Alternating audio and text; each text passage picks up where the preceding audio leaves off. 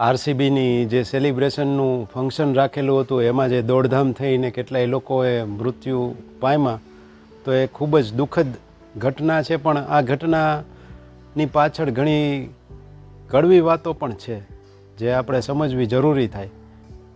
આઈપીએલના જે મેચ રમે છે એ બધાય દેશના જ બધાય પ્લેયર હોય ને બધા બીજા દેશના હોય, કોઈ પર્ટિક્યુલર એક દેશનું માટે તો નથી. એટલે એમ કહી શકાય કે ઘરના છોકરા બધાય અંદરો અંદર રમતા હોય, એમાં કોઈ ટીમ જીતે ને કોઈ ટીમ હારે, કોઈ ચેમ્પિયન બને.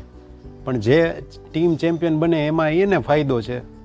મારા કે તમારા ઘરમાં જે ફેન્સ હોય, ઠીક છે, ફેન્સ તરીકે તમે ઘરેથી સપોર્ટ કરો એ ઇનફ છે. પછી ત્યાં જઈને પાછળ દોડવું ને એની પાછળ આવી બધી ભીડભાડવાળી જગ્યામાં જવું ને આટલી હદે એનું જનૂન સવાર થવું એ વ્યાજબી ન કહેવાય. અને એક દ્રષ્ટિએ જોવા જઈએ તો માણસ કેટલો નવરો છે અત્યારે કે આવા ફંક્શનમાં દોડી દોડીને પોતાનો કિંમતી સમય વ્યય કરે છે ને અંતે પાછો આવા અકસ્માતનો શિકાર પણ થઈ જાય છે. તો એ પણ એક વિચારવા જેવી વાત છે. અને સ્ટેડિયમમાં જે લોકો જોવા ગયા હશે કદાચ પ્લેયરને, તો એ કંઈ સરખા તો દેખાવાના ન હોય એટલી બધી ભીડભાડમાં. એના કરતાં વિશેષ સારી રીતે તમે મોબાઈલમાં કે ટીવીમાં જોઈ શકો છો. એ બધું હવે આ સોશિયલ મીડિયામાં બધું પ્રચલિત જ હોય એટલે એ બધું દેખાવાનું જ હોય.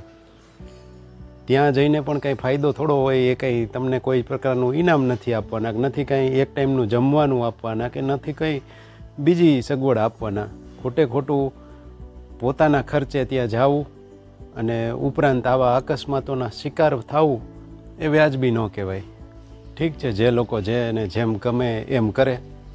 આ તો મારા અંગત વિચારો હતા. પણ જે ઘટના ઘટી એમાં કેટલાય વગર કારણના લોકોએ જીવ ગુમાવ્યા હશે. તો એ બધાને ભાવપૂર્ણ શ્રદ્ધાંજલિ, એની આત્માને પ્રભુ શાંતિ આપે એવી પ્રાર્થના.